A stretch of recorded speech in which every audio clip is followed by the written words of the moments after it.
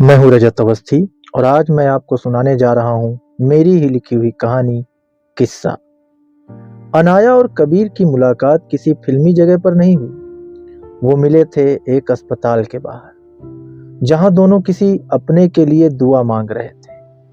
अनाया अपनी माँ के लिए और कबीर अपने पिता के लिए। दुआओं की लाइन में खड़े खड़े किसी ने किसी का नाम नहीं पूछा, बस आंखें मिल गई। और कुछ रिश्ते नाम पूछने से पहले दिल में उतर जाते हैं। धीरे धीरे मुलाकातें बढ़ी, कभी अस्पताल की सीढ़ियों पर, कभी चाय की दुकान पर। कबीर को अनाया की हंसी अच्छी लगती थी और अनाया को कबीर की खामोशी अच्छी लगती थी। एक दिन अनाया ने पूछा, तुम कभी रोते क्यों नहीं हो? कबीर मुस्कुरा कर उसने जवाब दिया, जो रोना सीख जाए वो फिर प्यार नहीं कर पाता। उस दिन अनाया समझ गई, ये लड़का टूटा हुआ है। प्यार कब हुआ ये किसी को नहीं पता।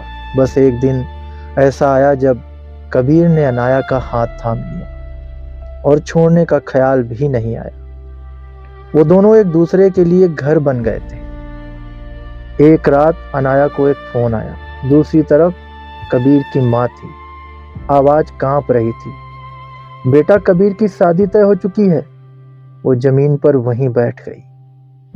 जब अनाया ने कबीर से पूछा तो उसने सच स्वीकार कर लिया। उसके पिता ने बीमारी में एक वादा करवाया था।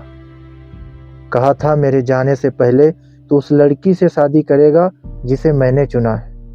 कबीर ने कहा, मैं तुमसे प्यार करता हूं अनाया, लेकिन अपने पिता को का किया हुआ वादा भी तो नहीं तोड़ सकता। अनाया ने कोई तमाशा नहीं किया, कोई शिकायत नहीं की। बस एक दिन कबीर के सामने से चली गई और जाते जाते कहा, कभी अगर मुझे याद करो तो ये मत सोचना कि मैंने छोड़ा है, सोचना कि मैंने बचाया है। शादी के बाद कबीर को लगा अनाया आगे बढ़ चुकी है, किसी और के साथ, किसी और का हाथ थामकर। उसने सच जानने की कोशिश भी नहीं की। और कई बार प्यार टूटता नहीं, दम तोड़ देते हैं और हम तोड़ देते हैं प्यार को। सालों बाद कबीर को पता चला वो आदमी अनाया का पति नहीं था, बल्कि उसका भाई था।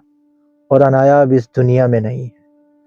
कैंसर हुआ था अनाया को। वो चुपचाप लड़ती रही और चुपचाप हार गई और चुपचाप चली गई, बिना अलविदा कहे।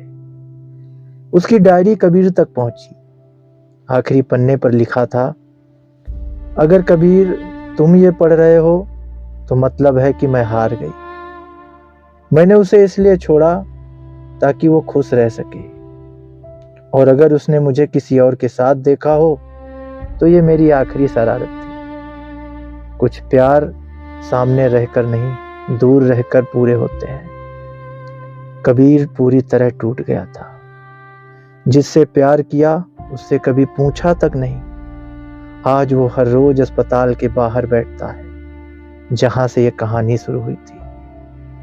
शायद इसीलिए कि कुछ जगहों में अधूरी मोहब्बतें अब भी सांस लेती हैं। एक दिन एक लड़की उसके पास आकर बैठ जाती है और पूछती है, आप भी किसी के लिए दुआ मांग रहे हैं क्या? कबीर मुस्कुराता है, आंखें खिली हैं और बोलता है, नहीं, अब तो किसी का कर्ज उतार रहा हूं। और कहानी यहीं खत्म हो जाती है, क्योंकि कुछ मोहब्बतें खत्म होने के बाद कहानियां बनती हैं। बस इतनी सी थी आज की ये कहानी। उम्मीद है आप सभी को पसंद आई होगी। जल्द मिलते हैं एक और कहानी के साथ।